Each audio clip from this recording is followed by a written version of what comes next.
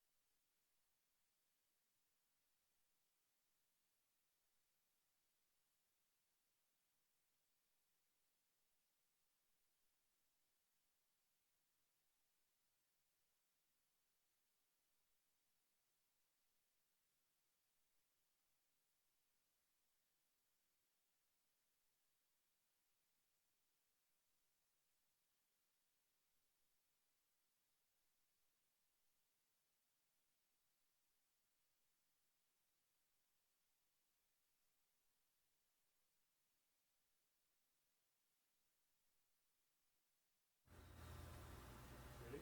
Okay. What about the recorder? Oh, yeah. The recorder. Where'd Greg go? Okay.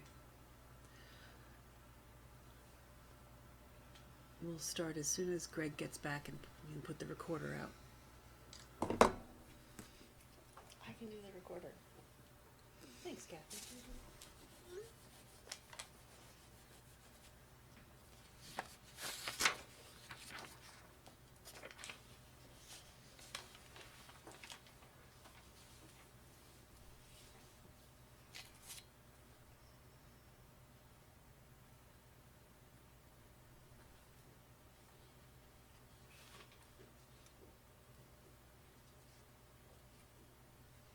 All set? All right. Scott? Okay. Good evening. Welcome to the Monday, November 18th, 2019 meeting of the Town of Essex Selectboard. Please join me for the Pledge of Allegiance. I pledge allegiance to the flag of the United States of America and to the republic for which it stands, one nation, under God, indivisible, with liberty and justice for all. Thank you. Are there any agenda additions or changes?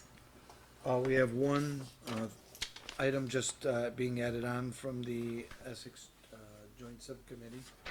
That's at your places. Okay, Just 7A. right, select board comments, Yep. okay.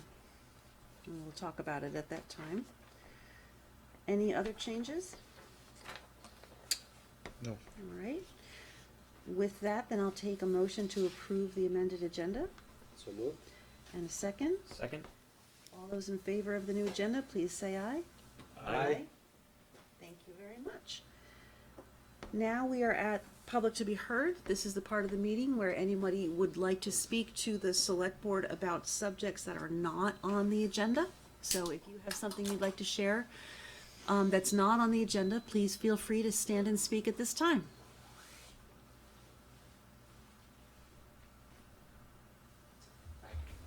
Ken Signorello, Brigham Hill Road. Ken, could you speak a little louder? Ken Signorello, Brigham Hill Road. So let me tell you about a recent conversation that I had with a village resident. She told me that each year she rushed down to EJRP to get her child enrolled in an after-school program. I asked her why the rush. She explained that if she didn't, she might end up on a wait list. I had no idea there was a wait list. I checked the EJRP website. It clearly says we are currently taking a wait list for the 2019-2020 school year for most of our programs. Registration is for new families begins April 29th, 8:00 a.m., in person only. Now, at 2 governance subcommittee meetings, I've heard George Tyler state that current services will not change with a budget merger. Now, Andy Watts was quick to correct that, stating that it's the quality of services that will not change. Elaine Haney writes, we anticipate that all Greater Essex families will be able to access high-quality, affordable childcare near their homes, as well as enjoy dozens of sports and arts programs for all ages. That a goal as a unified community would be to offer 5-star childcare and summer camps to all Essex families in more locations, expanding out into the town at the same cost for everyone and without staggered registrations. I don't know how she can anticipate the goals of a future, probably tax-strapped select board, but there you go. If these are the goals, with a merged budget, the town will inherit all village services. And the promise is to maintain them and to extend them to the entire town. And you can bet that those paying more taxes will be demanding something for those taxes. While I hear lots of promises of how things will be, what I don't hear is any acknowledgement that extending village-level services to double the population will be a challenge at all. These are services the village apparently cannot currently provide to all those that want them. For some of the most popular services, will they be rationed further? Will there be additional taxes or fees needed? Is it even possible to increase these services? Are there physical buildings available? Can the needed personnel even be hired? Think bus drivers. I want to urge you to be upfront with the community. Waiting to talk about the negatives until they can be identified, specifically, creates the impression that you're running from them. Thank you. Is there anybody else who'd like to speak to items not on the agenda? Yes. I have just a couple of quick things, one of which is there is a typo in the minutes. I don't know if you're going to address it. It says that 10% of the budget goes to human services funding, and I believe it's 1%. Thank you. Secondly, I received a question from a friend as to whether the cost of the Crescent Connector will be shared with town outside the village folks who did not vote for that. Thank you. Finally, I just would like to urge governance subcommittee that meets tomorrow night to rethink the odd number representation that you proposed last week, and to follow the example that the school board, when the school boards merged and the school districts merged, and set up representation that's equal for the equivalent populations of the village and the town outside the village. Thank you. Thank you. Anybody else like to speak on items that are not on the agenda? Okay, thank you very much. And the next item is 5A, third-class liquor license approval for Valley Vape doing business as the food bar and Sour Hall Foods, LLC, DBA, Wicked Wings. So, Greg. So the state legislature made a change, or somewhere in the state made a change, that the select board, the Board of Liquor Control, is now responsible for third-class liquor licenses as well. So that's why the food bar is back before you tonight. You'd approved their first-class liquor license. So they wanted to get the motion to capture their third class. And also Sour Hall Foods, doing business as Wicked Wings, has applied for a third-class liquor license. So that's why they're before you tonight. Okay. Is there anybody here from either business in the audience? Okay, just checking. Does anybody, Andy?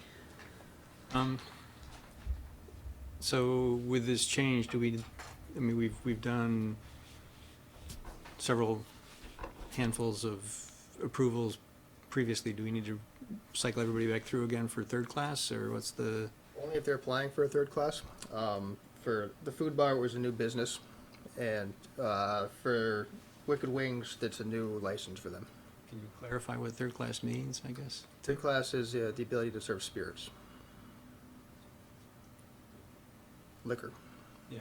So anybody who's a general bar, do they need to come back? I guess that's, like McGillicuddy's or. No, they've been approved for this year, or they've been approved for the current year because this is new for Wicked Wings, and they have not been approved for it yet. Now that the approval goes through the select board, that's why they're before you.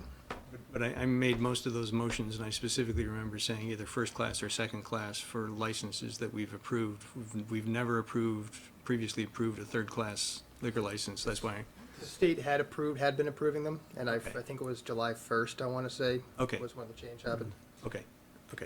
Thank you. I think maybe that was a question I should have asked first. Okay. That clarifies it. Thank you. Did we already approve first-class license for Wicked Wings? I believe you I had. think we have. Yeah, Okay. pretty sure Okay. we have. So we had the police report then at that time, right? Right. Okay. Okay. Pat, any questions or? On the application for the food bar, I didn't mention it last time, but where you're supposed to fill in the name and address of the individuals, partners, directors, or members, including their address, there's no zip codes. Is that a problem, or do we not need zip codes on that part of the license on page? We could fill it out. What page is it? Let's see, I think it's page 2. Page 2. Yeah. I can give you I looked them up. Sure. All right. For the one in Richmond, it's 05477. And for Judah in New Jersey, it's 07764. Feel free to double check. Thanks. And it actually says street, city, state, so maybe Yeah, maybe they don't it's need zips. intentional. I don't know. Right. Right. Exactly. We're a full service select board though. Max is willing to go the extra mile. That's all I had. Okay. Pat, did you have any questions about these? No, it seemed pretty straightforward. Well, as, there doesn't, oh, Andy? I'll make the motion. Yeah, I was gonna say, we're Okay. ready to go. I move that the select board approve third-class liquor licenses for Valley Vape doing business as the Food Bar and Sour Hall Foods doing business as, Sour Hall Foods LLC doing business as Wicked Wings. Second? Any further discussion? All those in favor, please say aye. Aye. Aye. Okay. And since there's nobody in the audience from any of those businesses, there's no need to do a direct admonition. So, unless that's our practice to do that anyway without the, No, typically we've done that just for first class. I just don't know for if we first have class. a policy yet for third class. Well, I would think that because we're serving Right. spirits as opposed It to would wine be and beer, it appropriate. would be even more appropriate, Yeah. but since there's no one in the audience, I'll Sure. forego that because it can be emailed to them. Okay. Item B, Winooski Valley Park District presentation, Nick Warner. Welcome. Thank you. Thanks for coming this evening. You bet. If you want this, or do you want me to toggle through for you? Oh, yeah, I could just grab that. It's loading up right now, so there you go. Excellent. Can you still see if Four screens. Thank you for your time tonight. I appreciate it. Welcome. Thanks for coming. You bet. And most of you know who we are, and I've been before this board before. But just, I always like to just do a quick summary. That Winooski Valley Park District was formed in 1972, specifically to acquire and manage high-value conservation properties, and has expanded to the point now that we have 19 parks and about 1,753 or so acres, and 7 member towns, of which Essex has been a strong partner for many years. And in Essex, we manage Woodside and Overlook, which are, actually, the Woodside is one of our more heavily used parks. It's got a great loop down there. If you haven't walked it, you should give it a shot. The whole concept of our organization is efficiencies of scale. We're able to do quite a bit, I think, for a very reasonable budget amount. And each year I like to come back and do a summary of how things went in the past year, and then a request for the next year, and then hear any feedback from you guys on how we're doing. And I'll do a quick run through the PowerPoint, but I won't keep you up all night. So, and I can also email this to you guys. I actually emailed it earlier today. I just gave you a quick overview. This year has been very busy for us. We purchased a 2.4 acre park right at the mouth of the Winooski River on the Burlington side about 18 months ago, and we're about to award the demolition contract for the buildings that still remain on the site. It is a former marina that is being converted into a canoe and kayak drop-off and natural area. So I believe it's the first no-cost canoe and kayak drop-off in Burlington that'll be publicly accessible. So we're pretty psyched about that. It's a great project. We also are working with the town of Williston on the potential of taking over a parcel called the Jacob parcel. It's a 29 acre site that's directly across from Global Foundries on the Winooski River. And actually going to the Conservation Board this week to go to the next step in that process. Also working with the town of Winooski on relocating the canoe launches that have been washed out over the years. And we have a couple other acquisitions we're working on as well. It's always, you need to grow incrementally, so we're always very careful when we take on new properties. In Essex, just to remind you of the parks that we manage here, Woodside and Overlook. And this is just another shot of that property I was talking to you about, the Durway Cove property. So as you come across if you're coming from Colchester towards Burlington on the bike bridge, you look to your left, and right now you'll see a couple of abandoned buildings, but that's where the park is. And it's directly adjacent to Durway Island, which is a 153 acre natural area. So we're very excited about this park. This is just an artist's rendering of what it'll look like. And we did some work at Woodside, had a great partnership with the Water District. They utilize this bridge for their equipment. We utilize it for walkers because they have a right-of-way that goes straight through the park. So they provided 50% of the cost of materials, and we provided the labor, and that's always been a good partnership. And Woodside is, like I said, it's heavily used. So we do actually do quite a bit of maintenance out there to keep it in good shape. And our organization relies a lot on volunteerism and service learning projects. So each year we have dozens of people that come out, 4 or 5 organizations that come out on an annual basis. And tree planting is huge right now because of all the changes in the floodplain and the erosion that's going on with sort of the new normal of climate change, which we're starting to see. So we do quite a few tree planting projects. Here's another shot, a different group. That we try to get third-party money to pay for the tree stock and use volunteer labor and try to keep our costs low. Some more volunteers. I tell you, it's strange not being here without Tom Alanowski next to me, who was our trustee. So I'm going to put a pitch out there now that we are recruiting a new trustee from Essex. So if you folks know anyone who's interested, sent the materials. I moved to South Burlington. So.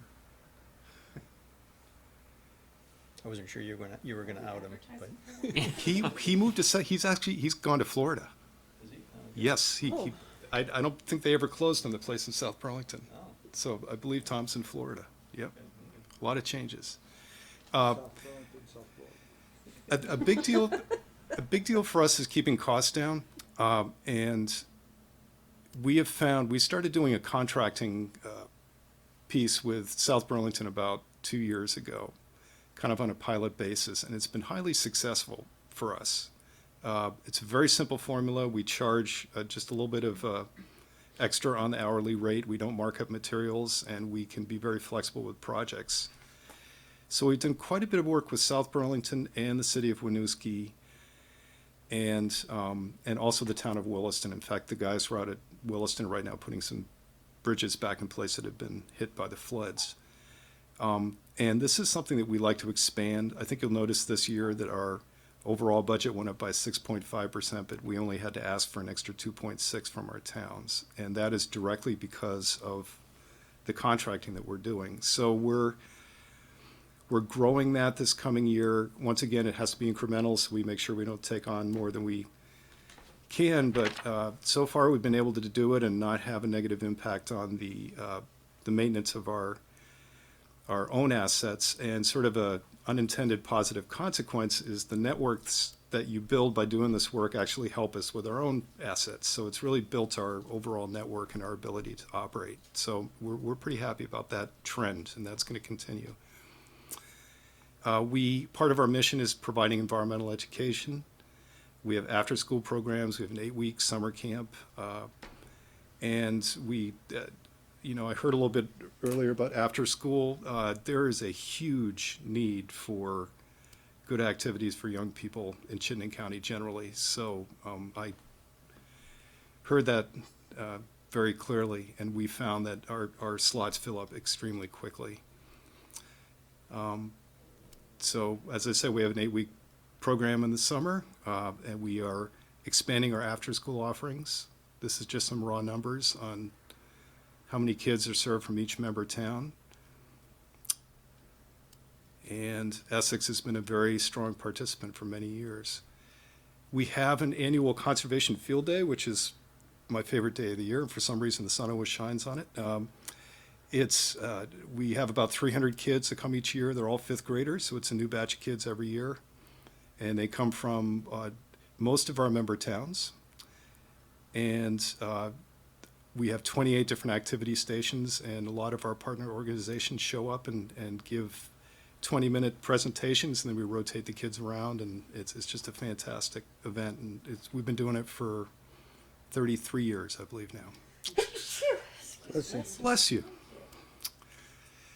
And service learning is, that's a word that's used a lot now. It's really deeply become part of our mission and has really tied us in closely with the University of Vermont, Champlain College, various high schools. We get a lot of volunteer labor. We get a lot of students who do papers and projects using our parks basically as a laboratory. And that is something that is just keeps perpetuating each year and is very much part of the DNA of our organization. Here's some more groups of kids doing work, removing invasives and helping us out on site. And this is the 8-week camp I was talking about, the Soul Camp operation. And that's been highly successful for us. And in general, these are the goals that we've laid out. We plan on expanding the contracted work. The Durway Cove project is obviously our park development project that we're most focused on this winter and spring. We're actually taking a very intense look at our educational opportunities and doing a lot more research on what other organizations are doing so that we're not competing, we're complementing what they're doing. We've got a couple acquisitions in the pipeline. We are working on getting philanthropic support, especially for the renovation of the Ethan Allen Homestead Museum, which is actually owned by the Park District and leased to another nonprofit. And so that's a very exciting development this year. And we're always searching for new sources of revenue, being very as entrepreneurial as we can possibly be to keep costs down for the towns. And these are the key people who are involved in the organization. You notice that Essex is vacant, so we'd very much like to find someone in the town of Essex who would like to be a trustee. It's a monthly meeting. It's a very highly involved group, very participatory, and we make it easy for the trustees. You show up and everything's prepared for you. So I just want to make that pitch tonight because we'd very much like to find someone to replace Tom, who was just a sensational trustee. How long has that vacancy been open? He just left a few months ago. Yeah. Yep. And that's it. And I gave you materials with the budget and our annual report and so forth, so if you have any questions, I'd be happy to field them. Pat or Andy or Max, do you have any questions for Nick? You always have good ones.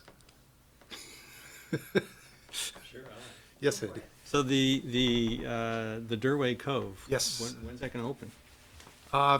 Probably midsummer, because we're taking the buildings down and pulling the concrete and asphalt starting next week. And that work will probably be done by the first week of February, and then we do the actual park development in the springtime. Problem is flooding, because it is a floodplain, so we have to wait for the waters to recede in the springtime before we start work.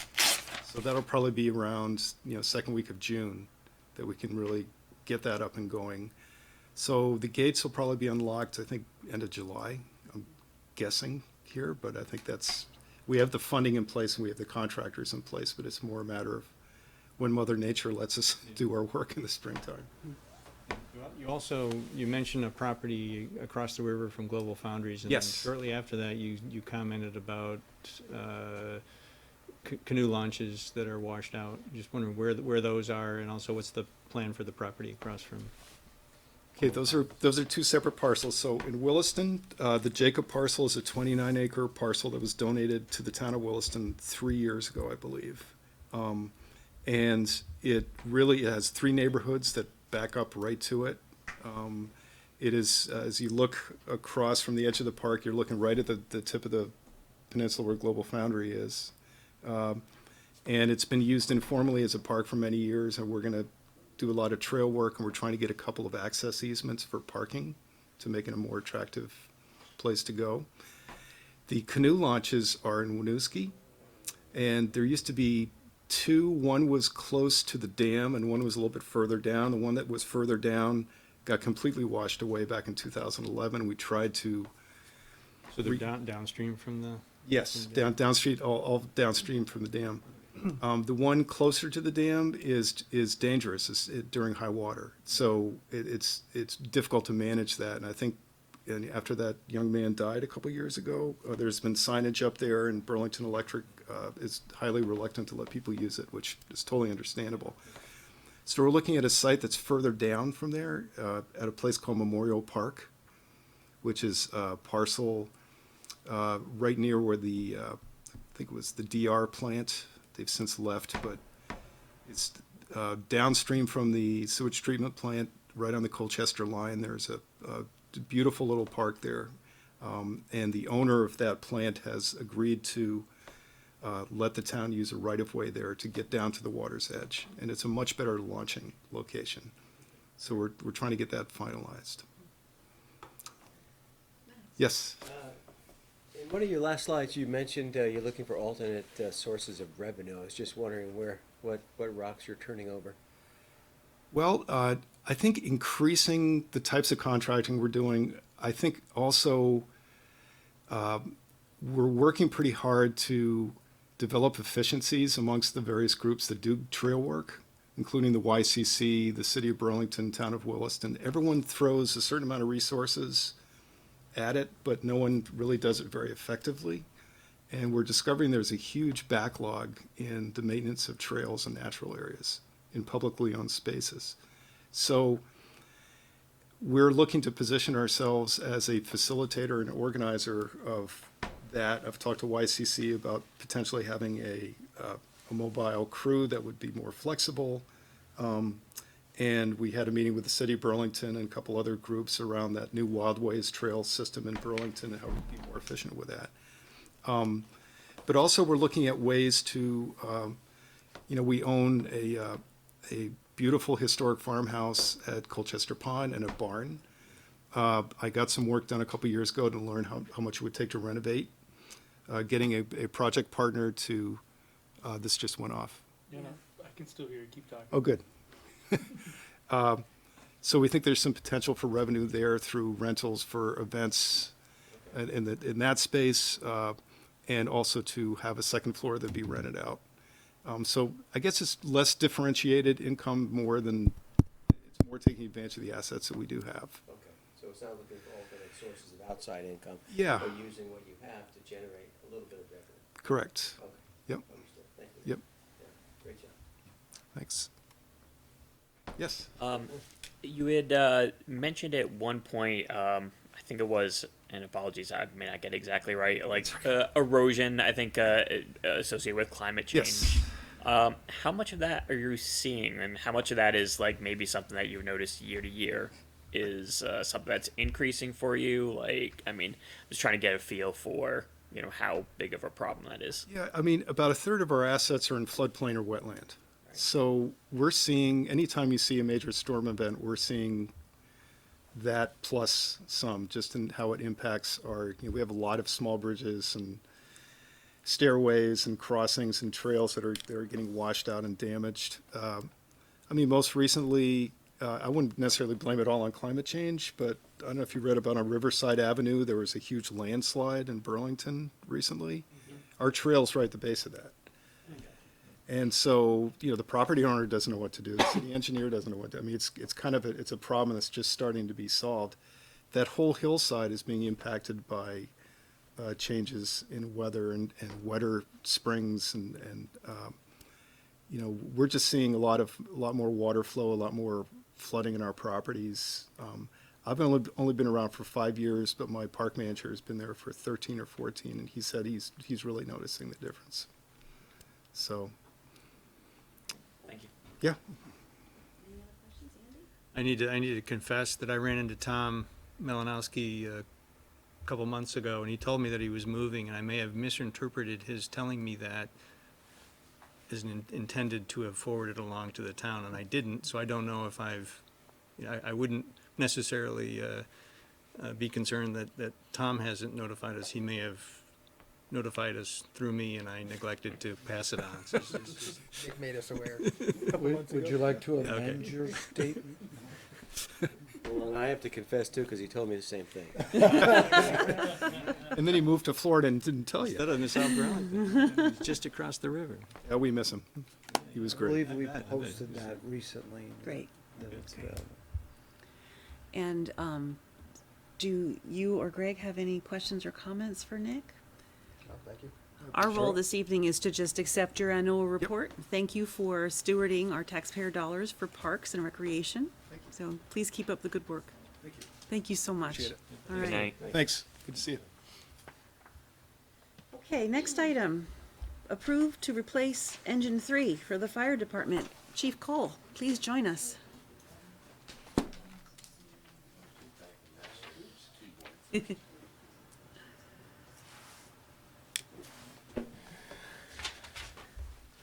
evening. I don't recall, about a month or so ago, I was here before the joint board discussing the status of our oldest fire truck, which is engine 3, and that it was out of commission as a fire engine, and it has now become a hose cart. But before you is a memorandum to proceed with the replacement of that. And as we discussed last time, to align our apparatus both within our department and with the Essex Junction Department, we are seeking to go with a Pierce apparatus. The new truck will be, oh, there you go, it's back. The new truck will be different. It'll be a more modern version of the one that it's replacing. And by that I mean the one that it's replacing is a 2-person cab. The new truck will be a 6-person cab. The fire pump will no longer be on the front of the engine, mounted on the front. Again, that's technology that the fire manufacturers don't want to do anymore. for a variety of reasons, mostly NFPA code violations of standing in front of the truck and all of that. So the fire pump will be midship, like most other fire engines are currently. Also, the hose reel in the back that we've had and enjoyed will not be manufactured. It will be a standard hose bed, so it's laying flat in the back like most other fire trucks. This one will be able to carry as much hose as the current Engine 3 does. So it'll have 2,500 feet of large diameter hose, which is 5-inch. The fire pump module will be the same as what we have on our tanker and our engine, which is also consistent with what the ladder truck and Engine 7 in the village have for a fire pump. And the cab will be the same as what our engine and the village engine and the village ladder truck are.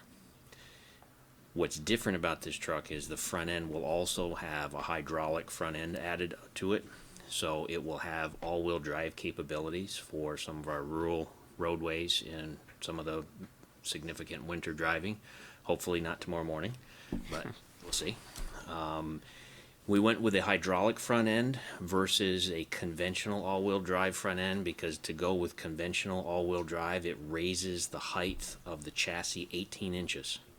So you would end up with 2 more steps to get up into the truck, and then it becomes very top-heavy at that point. And we're also, with some of the rural driveways and some of the back roads, we still, with the tree canopies, we have a problem with height now. Imagine another 18 inches, we would still be limited on where we can get to. So we went with a hydraulic front end. This is technology that is seen a lot in logging operations. So the big log trucks that go in that get the logs from the landing, some of those will have these hydraulic front ends under them. So it's not common in the fire service, but it's also not foreign either. So before you is the request to expend the money and do a lease purchase plan, which is consistent with what we've done with our engine and tanker about 2 years ago through the same company. I've talked to Sarah Macy about the financing piece of it and the company, and she's checked through the numbers and is comfortable with the terms of this request.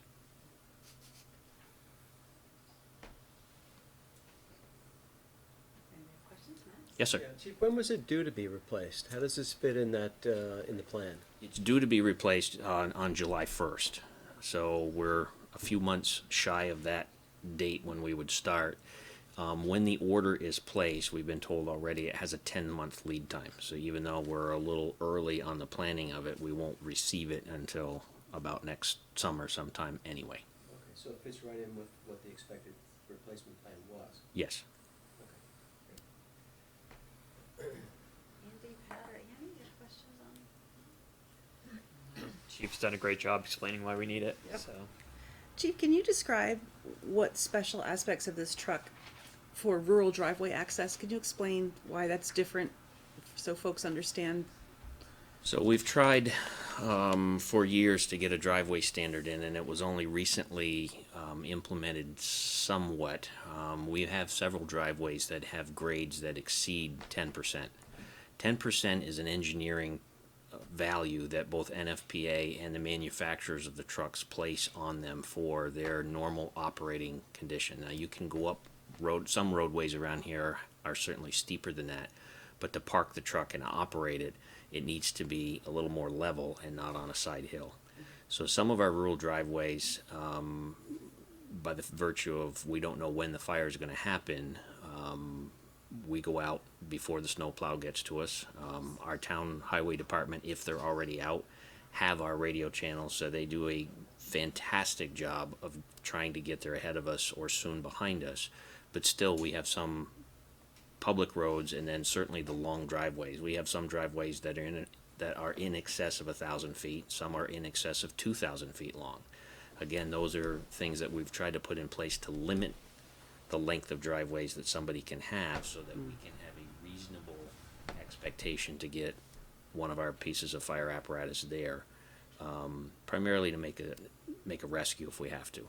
Certainly house fires, by the time we get there, whether we save the house or not is less important as it is obviously if we can save somebody that's trapped in one, and that's what we're trying to do. Thank you. Appreciate that. Any other questions, or Andy?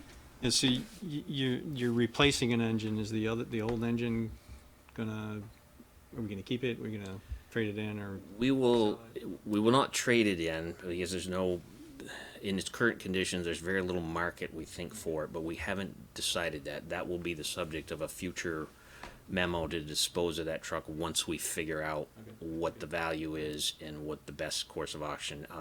Some people have told us we'll sell it and have somebody take the fire body off and make a sap hauling truck out of it locally. We're still investigating whether or not the fire pump can be repaired with any sort of expectation that it'll last before it gets sold. So. And I'd like to apologize for coming in so late. I'm so sorry. I had a bit of a disconnect about the time. Quite all right. Thank you. Here now. I'm glad you're here. So there's a recommendation on page 2 of this item in the packet.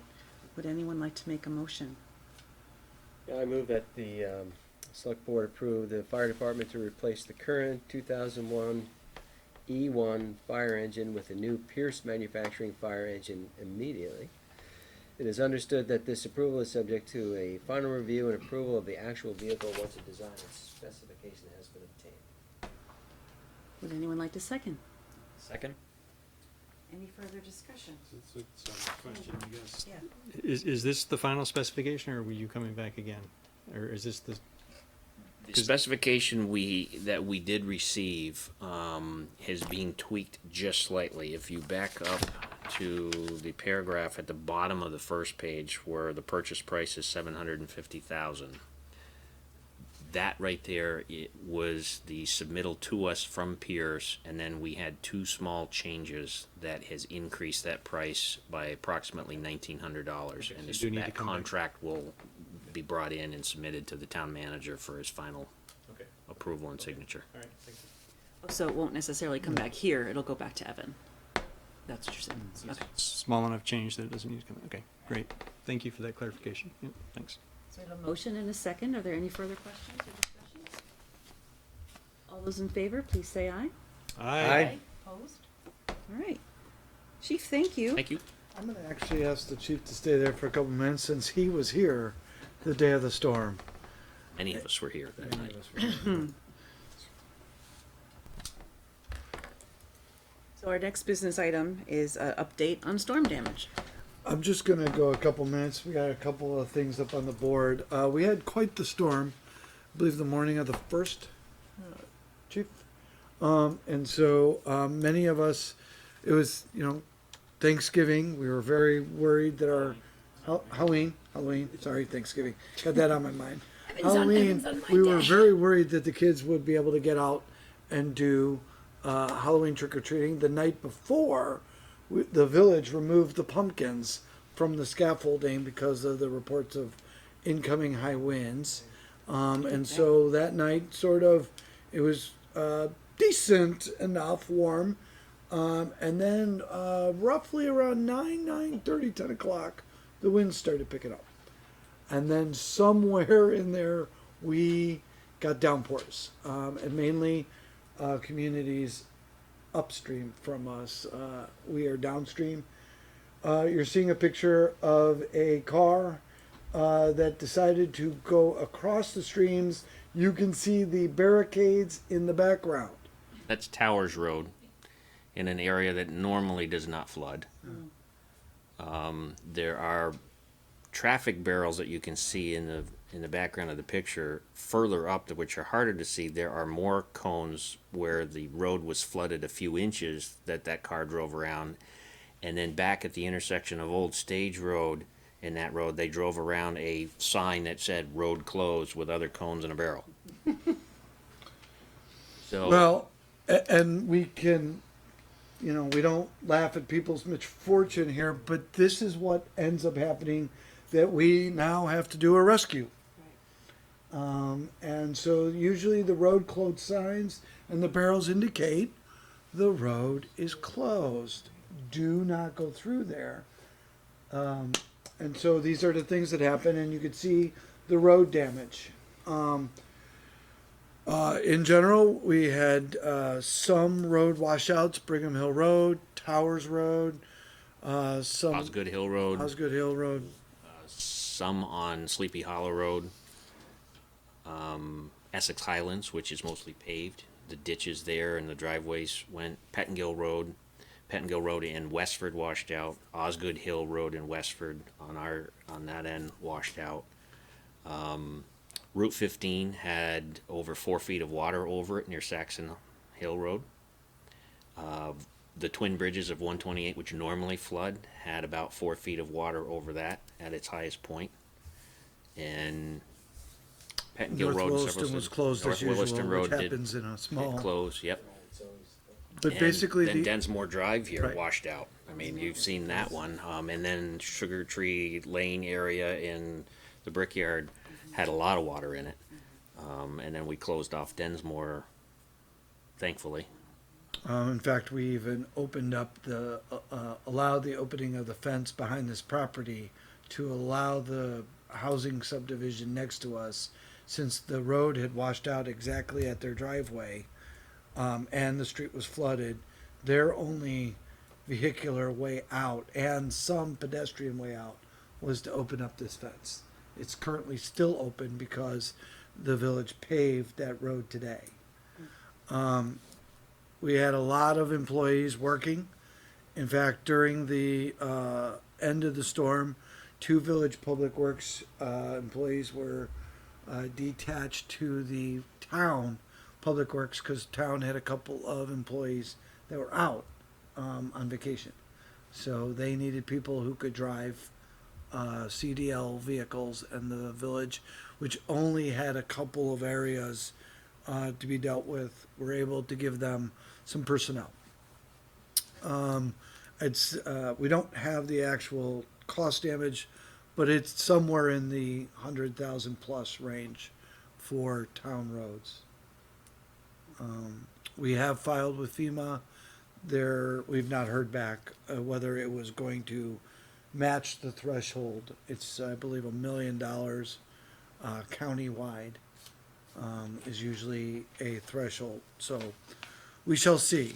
But I want to thank the chief, some of his personnel that were working that day, Public Works, the police department, everybody running around trying to make sure that the people were safe. We had a crew of 12 that were called in around 2 a.m. and we stayed until mid-afternoon doing things, working with the highway department and closing roads and things. At one point, with water the highest, our only avenue into parts of Essex along the Osgood Hill and Sleepy Hollow Road area, whereas if we went down River Road to Skunk Hollow Road and up through Jericho to come back down through. So we also, Essex Junction Fire Department had their pickup truck staged with rescue, so if we had a call, thankfully, it was a very quiet rescue call day. Most of the Underhill Jericho roads were affected and they couldn't get through theirs. All of the Westford roads were affected. We couldn't get from Pettingill Road back up around to Old Stage. We had wires down on Old Stage, so that was closed for several hours. I had run into Mike Cannon and Mike Ackerlin, who were dispatched with the Swiftwater team. They're Essex residents, and they were trying to head to Huntington, and they had roads that were devastated and people that were stranded there that their Swiftwater team was going to go effect a rescue on. So countywide, the northeastern portion of Essex was affected, but much more in Richmond, Huntington, Jericho, Underhill area, and Westford. I believe the only road that was actually open, the state road, was 117 Correct. At one point. School was closed, Yep. Which was a good call. We weren't getting anybody through anyway. And so it was quite the storm. It was overnight. For people that, I mean, we've handled, historically several inches of rain, but usually over a duration of time. This was several inches of rain in a short period of time. And so when you get those factors and incline of water and stuff, you are going to get your washouts. So this could be our new normal coming up. I don't know how you Well, protect or build the roads differently to withstand this. I mean, it's the intensity that that was at issue here, and the duration. So, yeah, it could be, but You also had leaves that hadn't composted at all yet for the fall, and we generally don't get this much rain in the fall weather. So to have that much rain, it did cause a lot of areas to block up with leaves that would normally be flowing. So again, we had flooding in areas that normally we don't see flood. so and that'd be another thing for those of the residents that do walk by the storm grates.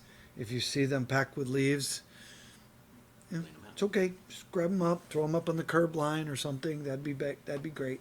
But when they get packed in and they don't receive the water that they should be able to take, it'll pond and start spreading out. But all in all, the men and women of the departments did a wonderful job. We had crews out.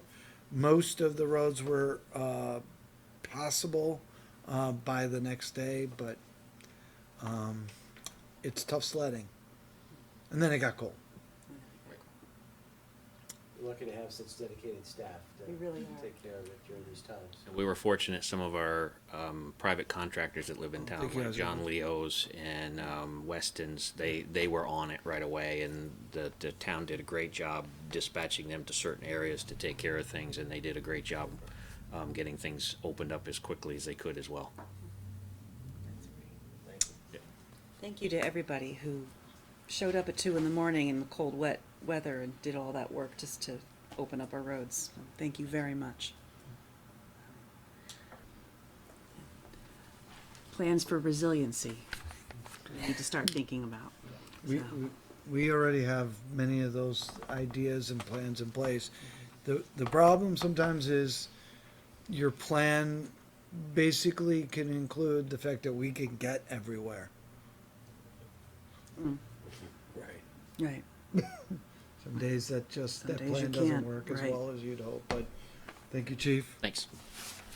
Thanks for the update, Evan. Did you have anything else on this? Okay. So items E and F, I think we might want to take together. Adopt Essex Human Services Distribution Policy and approve Human Services focus areas for FY20 distribution. So Evan, would you like to introduce the topic? Sure. For the people at home, the town, many years ago, elected to have 1% of the town budget go to health and human services in the form of, the term grant. We don't actually have grants, but we do take applications from local agencies that help our citizens in the health and human services area. When I arrived a little while ago, it is the manager's responsibility to put together a list and a recommendation to the select board.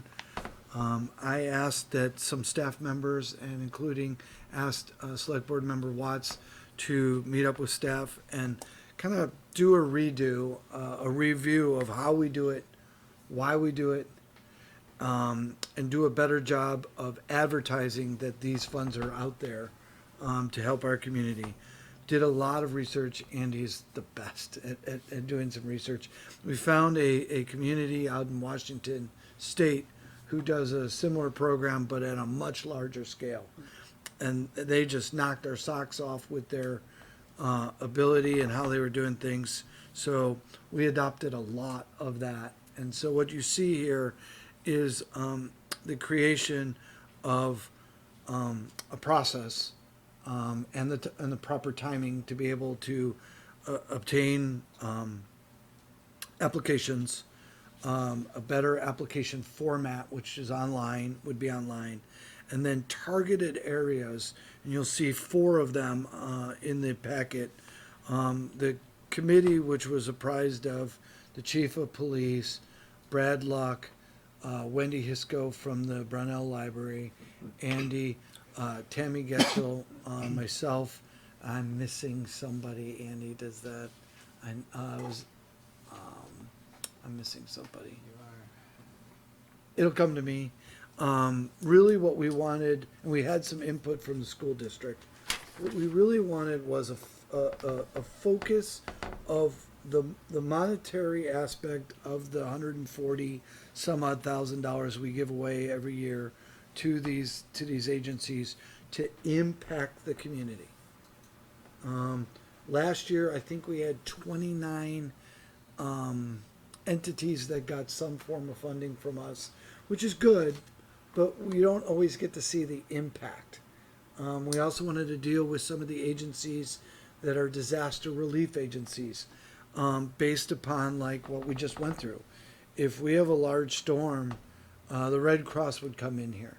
But maybe the Red Cross didn't do anything for our community last year, but that doesn't mean we're not going to need them either this year, next year, or some year in the future. And you want to make sure that such an agency knows us and is able to help in time of need. So what you see here is the distribution policy, and then so the select board is the entity that would adopt these recommendations as these are our focuses for the upcoming year. It will go out in the packet. People who apply will apply under one or multiple of these focus groups, focus areas, and then they will get graded in their application. Our hope is that they do a fantastic job in what they're asking to do, but the group will get back. We will take their applications, run it through a scoring metric, and then come back to the select board with the recommendation for who's going to get what in the 1% of the town budget. Sounds like a bit of process. It really does. Thank you very much to Tammy Getchell. And Andy, thank you for being the select board representative on that group and for stepping up and doing that extra work. I know this is a big focus for you and one of your favorite parts of being a select board member. So thank you for doing that and pushing it along. I was not present at the last meeting when this was discussed the first time, and so I just want to confirm this involves a change in process from what I can understand in terms of the select board's role, that the applications will come in and they will be graded on the rubric by staff. They always were. But there had been a much deeper select board contribution in terms of who to, in my opinion, we looked at them, we graded them, we discussed them. Just asking if that you feel that's a change in process. It's not, doesn't, Well, the manager would make a recommendation on the list, Okay. and we kind of tweaked them a little bit, okay. typically, but. And so that will still be the case. The board's involvement was, or in the early days, trying to get people to actually apply for funding. Every year, Andy or other select board members would be like, hey, you do great work in the community. Do you know we have this grant fund program? Again, calling it a grant fund because there's no really great way of stating it. And so I think Andy was instrumental in getting several of these agencies to actually apply. Max, I think you knew the Red Cross and others with the Blue Star. The veterans was actually a town employee who was involved in this, who asked if her agency could get involved, and she doesn't benefit from it, and she's no longer with us now. But again, trying to figure out who could be eligible. I saw your hand, and then one of our largest grantees is the VNA, the Visiting Nurses Association, is still a grant awardee this year as well. But basically, the manager took all the applicants, we put them into a spreadsheet, saw what kind of funding we had, saw their funding request, and we just made a recommendation to the select board, which then there was a lot of discussion and debate. Thank you. Annie. Oh, no comment or question? Andy? Just I guess a couple of comments. I think this is more of a change of the manager's process than of the select board's process. So it's and the reason it's coming before the select board now is we had a policy that had a date set in it for that applications were due, which actually made no sense. It was like In January. 1st of January. And And then we ignored it through budget season, and then it came back. So this is a more, makes more sense, and also, and then we put the, you know, Put a much better, an robust application. objective around it, and a judging, in a process that isn't, it always felt to me that our biggest criteria was who did we give to last year? And Yes. so it makes it more in tune with the needs of the community, I think. And then the other thing I want to say is you mentioned my contribution. I think Tammy had far greater contribution than I did, and this wouldn't have gotten anywhere near this without Tammy, so.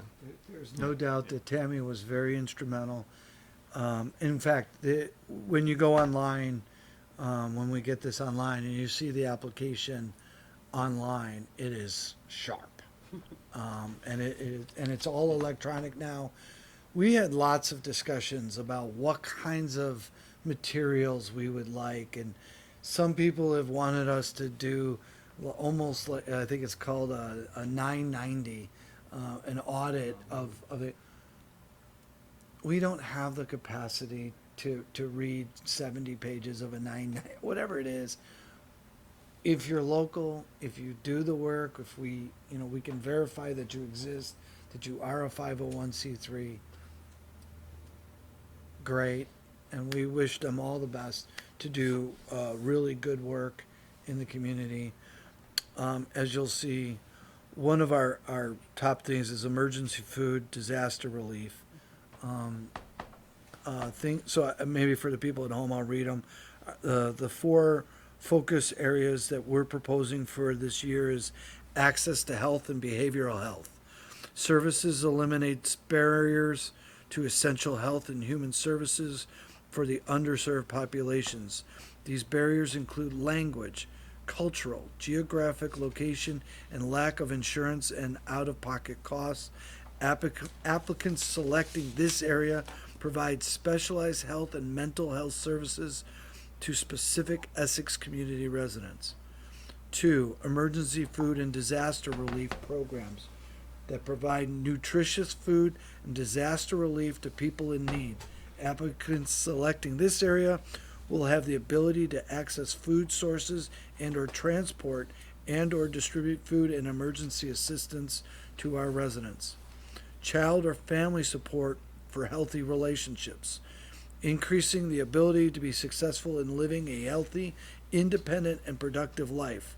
Applicants selecting this area provide developmentally appropriate services for young and or emotional supports to a specified population and could include mentors and role models, family supports, violence prevention, counseling and guidance services that will result in increased skill and the ability to become self-reliant. Number 4, affordable housing or housing assistance, which provides emergency shelter and or homeless prevention services that keep people from losing their housing. This might include short-term supportive housing options and home repair for Essex residents. Applicants selecting this area will typically provide citizens with temporary housing until a more permanent living situation can be secured, or provide an opportunity to obtain affordable housing for Essex residents falling below the median household income. When we discuss these areas amongst staff, police, fire, school district is not our staff, but the school district, which sees a big chunk of our citizens as well as recreation.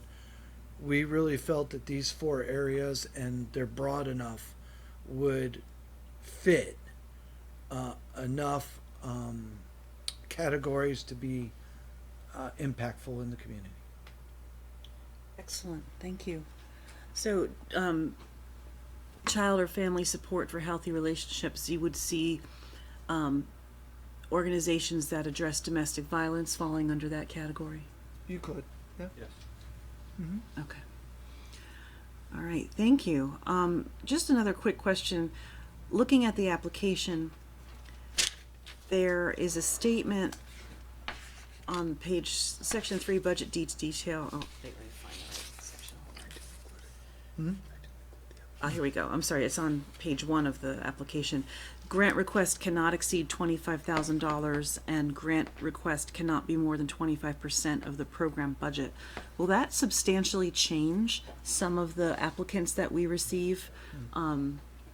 I feel like in the past, there's been some that the money they get from us was a substantial portion of their budget, or we have given substantially more than $25,000 to other organizations. How do you think that's going to impact our applicants? So they can submit for more than one program. So VNA, for example, if they're currently getting around 53,000, Right. they could submit for 2 programs at 25,000 each. And if they satisfy the criteria and are judged worthy, they could be selected. They may not.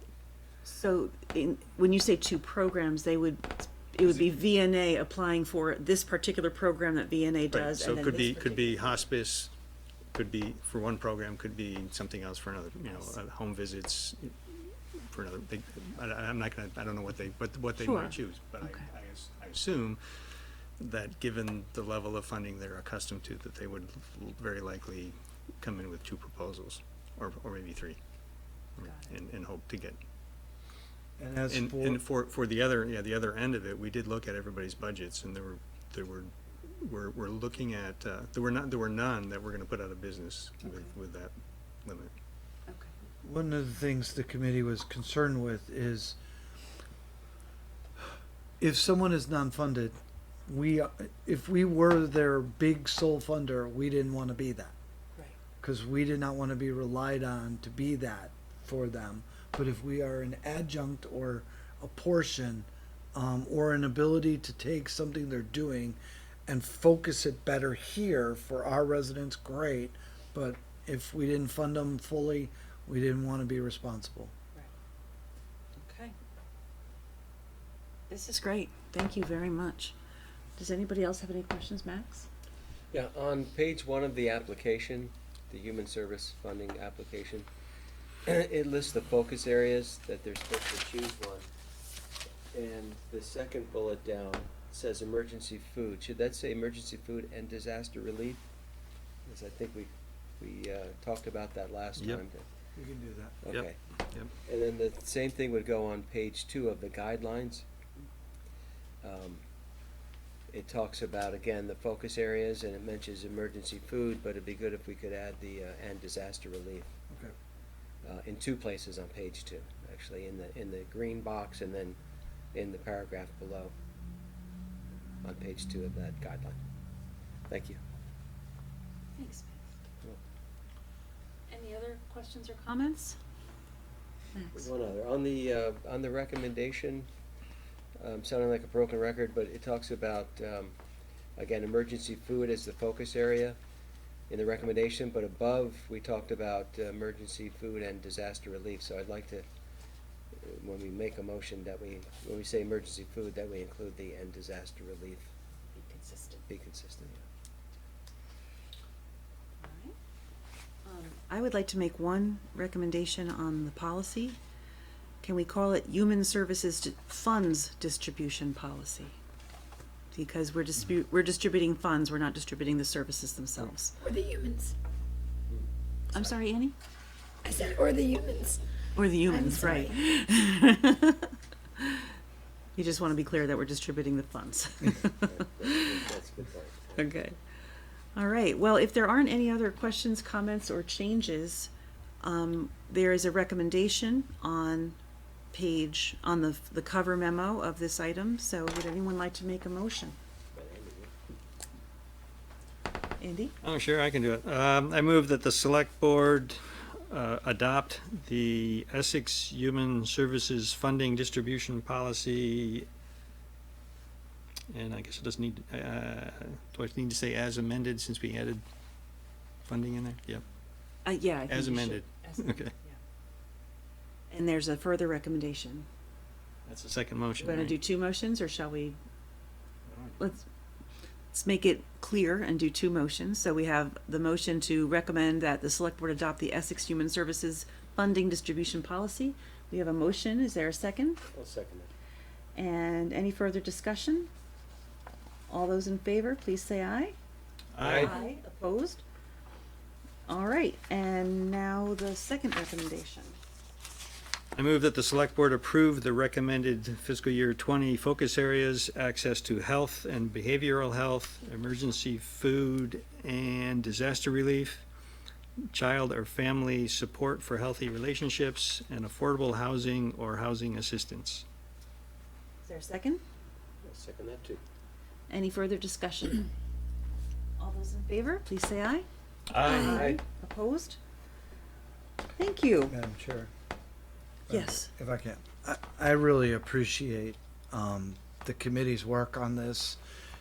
Tammy, the committee chairman, the select board member Watts, and especially the citizens of the community Yes. who have been very generous in giving us this opportunity to help the community and the people of the most need of the community.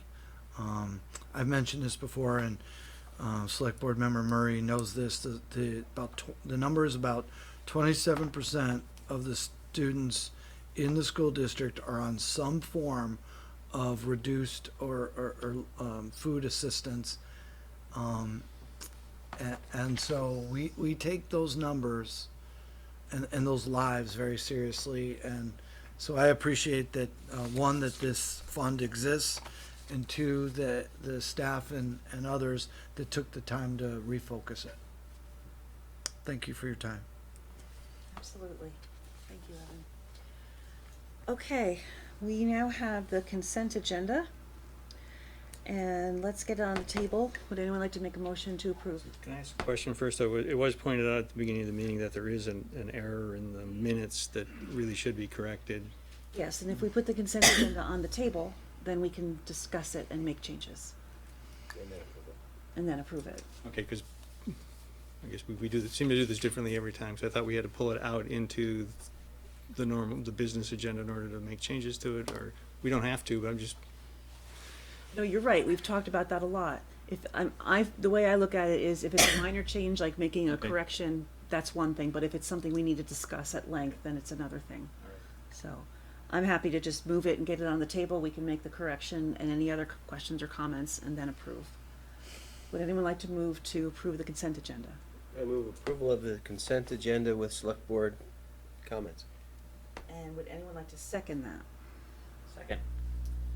All right, and now for discussion, and in looking at the meeting minutes, let me find it, Line 145, 145.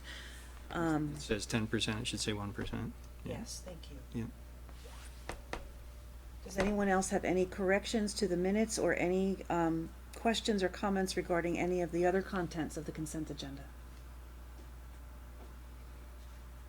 All right, without hearing any further changes or comments, we have a motion and a second on the table to approve the consent agenda as amended. All those in favor, please say aye.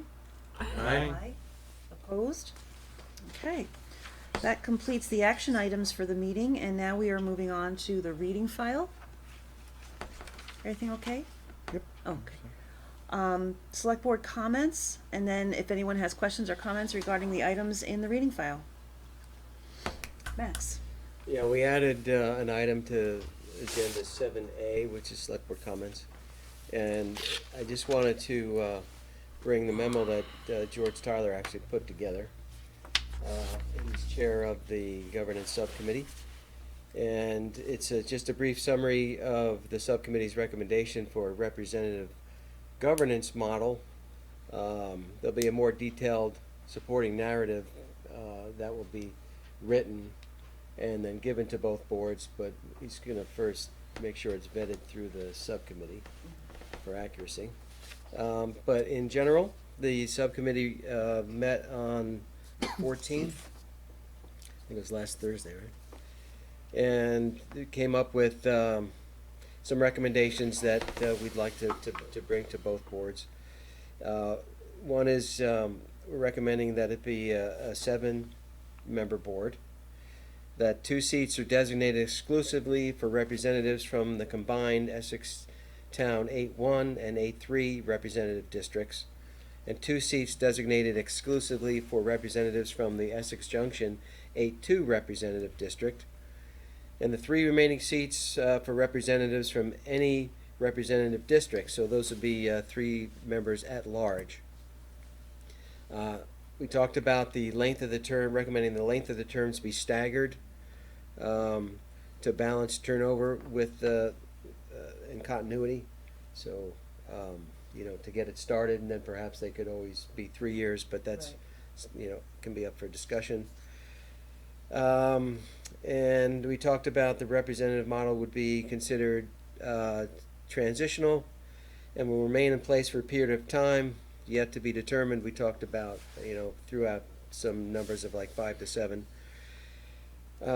during which the new government will review alternative models, including exclusively at large and voting district / ward models, maybe even neighborhood, organizations. Based on updated and precise population data, we're going to get the census will be done in 2020. And then at the end of the designated period, whatever time frame that is determined to be best or acceptable, representative model would revert to exclusively at-large model if no other models have been approved by the end of that time. So, again, more of a narrative will be written and vetted before it's submitted. But we wanted to give an update to what we had talked about, basically the high levels. Did I miss anything, Andy? No. No? Okay. Questions? Any thoughts in general about how that conversation went? I'm just curious to hear, there's a generally but not unanimously comment in there. Just was it difficult to arrive to that conclusion, that recommendation? It took us about an hour. It took an hour, yeah. Okay. And there were a couple of sentiments that I think are important to reference here, and one is that there was a thought of making the board larger in order to allow more people to participate, even if it's an at-large situation ultimately. And then the other is we talked about the representation thing not just being or being an emotional thing, that it's and we need to make sure that we're not pushing that aside. So I think those were a couple of the key points that I took out of the conversation. Personally, I stood up in favor of at large from the start, because and I can give my reasons why at some point, but I thought that though this was and has been for a while my second choice, so that's why I in the end agreed to go this way. Okay. I'm sure it'll be a robust conversation when it goes to the joint boards. So that's Indeed. Thank you very much for your Maybe thoughts Annie, on you that. could, I don't want to push us, but one of the difficulties of also the discussion is there are requirements. If you are not at large, you have requirements to have districts or wards or whatever you're calling them to be generally the same size and population. Yes. And that can get difficult in certain ways. This is addressing some of those ways. So for the people that may want, smaller, districts, they have to be within 10% of population of the largest district to the small. So it those pose its problems. Another problem is having a ward or district that has a large tract of land. It's large from stem to stern, so you're going long distances, and then you have problems or issues with density. The village can be quite dense. There are some somewhat dense neighborhoods in the town, and then there's vast areas where there's just not that many homes per area. So if you are running for office, how do you get to all those properties? There's a very good discussion on that. Yeah, there's a lot of discussion, right, about the difficulties of dealing with the districts and census coming up and the likelihood of 818-283 probably changing with the new census because our population has grown faster than the state's population, so we're likely gonna have 5 full reps rather than 4 3/5. You might be right about that, yeah. So the districts that we have today may not be there in 2 years. And so that there's a lot of challenge around that we discussed too. And we won't know that until 2022, middle of 2022. That's great, thank you. That was a super important conversation, the first of multiple. I'm curious to hear what the plan is, if you can share that about the next several meetings of the topics. I know the next one is tomorrow, taxation is on the agenda. What's after taxation, or is taxation gonna take a couple meetings because that's a pretty big topic? What's the plan? Yep, we're gonna deal with taxation tomorrow. Yeah, Yep.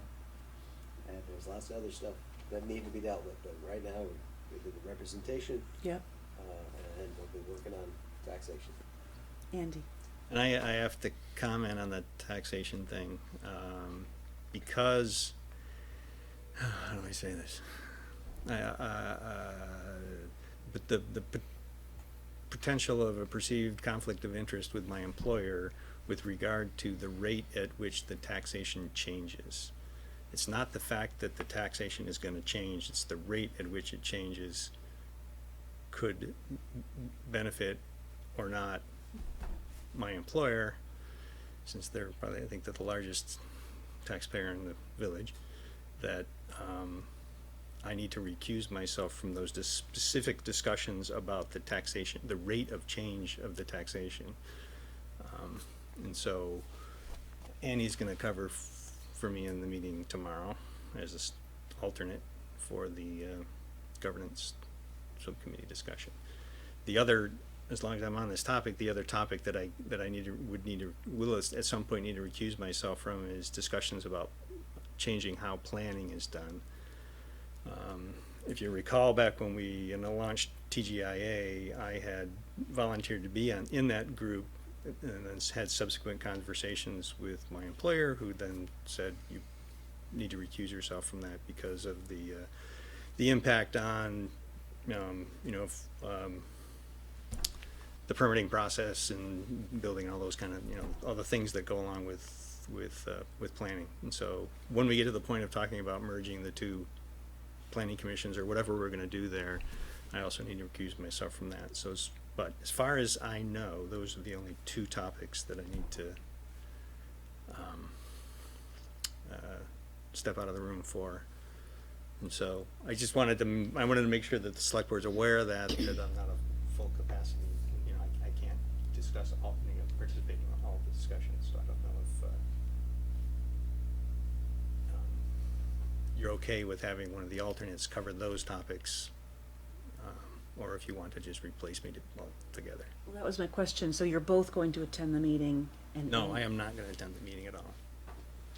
The material that's in the packet is about the rate of change of, and so I'm assuming that's the topic we're gonna discuss.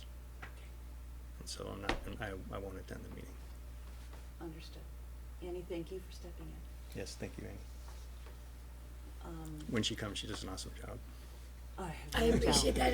It's really exciting and interesting. I appreciate the opportunity. I'm glad we have that system in place. Thank you, Max, for giving us the overview.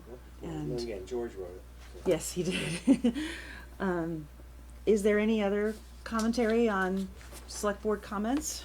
What were you guys looking for with the recommendation? Is this what you're giving us, and would you prefer to have like a conversation about this when all 10 of us are at the table, or are you guys looking for like feedback now?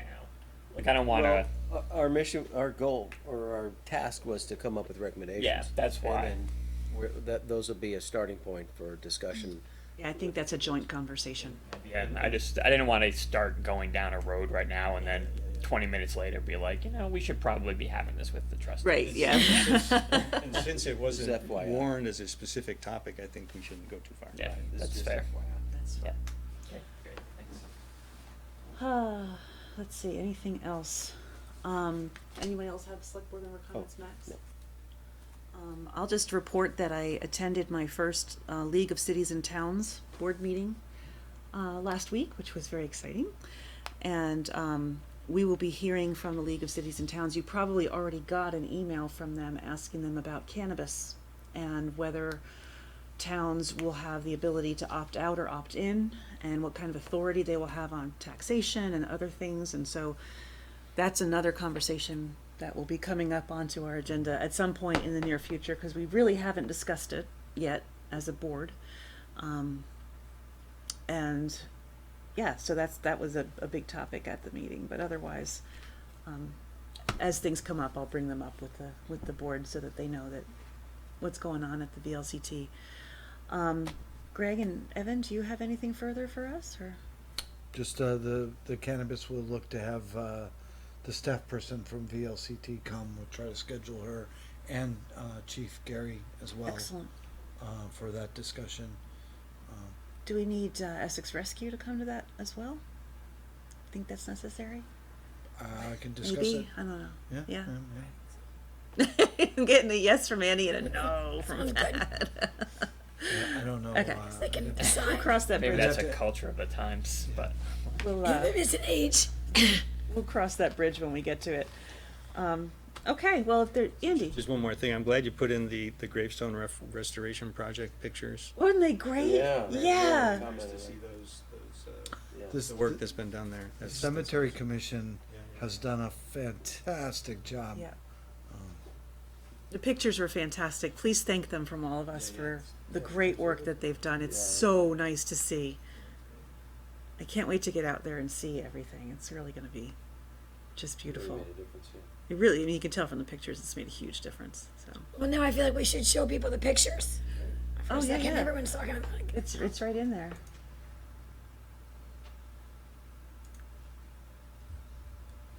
You can see how, There's before and after, so. if you scroll back to the pictures, Greg, I mean, look at so they rebuilt that one, and then they scrubbed them clean. I mean, they're just beautiful. You can read who's there now, and there's some of Essex founding families there. It's really great.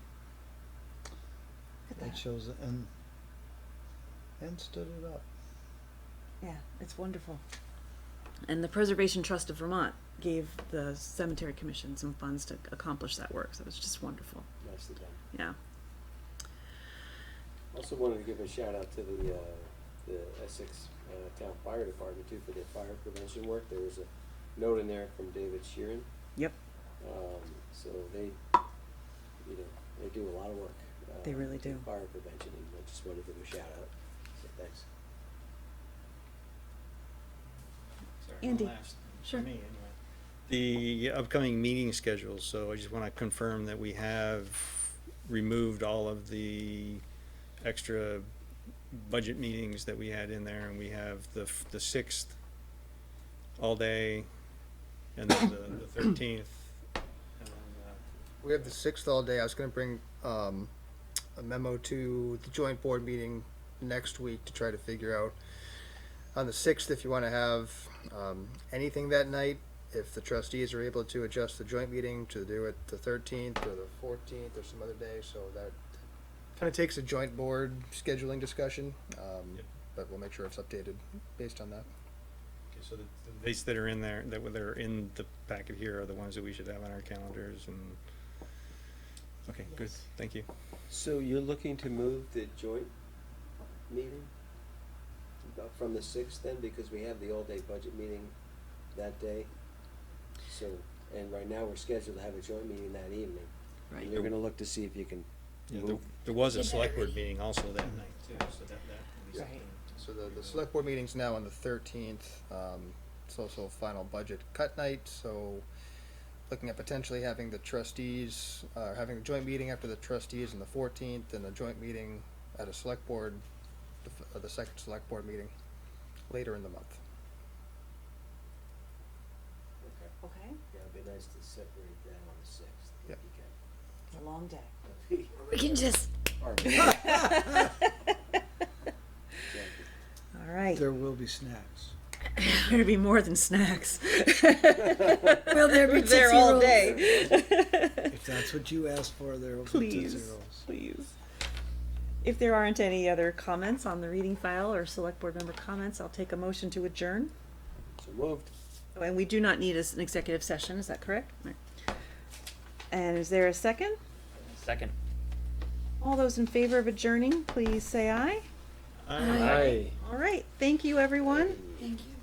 Have a lovely evening.